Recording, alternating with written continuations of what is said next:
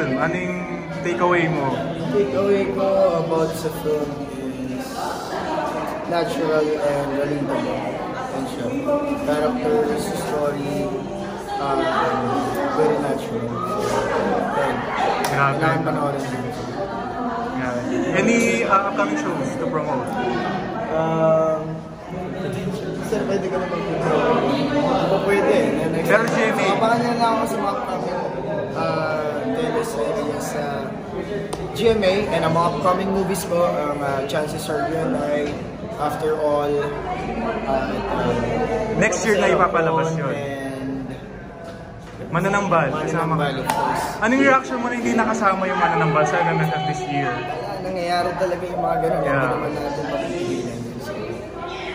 At saka marami kang films naman, di ba? Like 3. Next year na yun ipapalabas. Yes. Including Beauty Gonzales. Yes. Sana mangyari na natin. Grabe, napaka-busy. Tapos may show ka pa niyan sa GMA. Yes. Or hindi nababakante. Yun.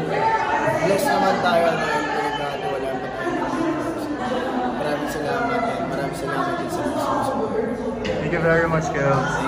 More power to you. Struggle, sa nakamit natin kahit paano na tagumpay. So,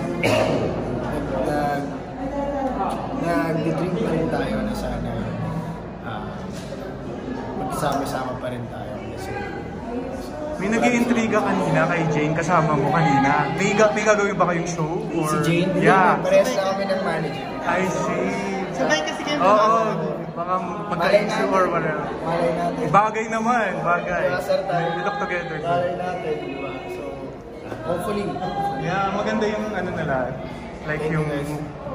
Kala ko may show kayo together, but anyways. Wala pa naman.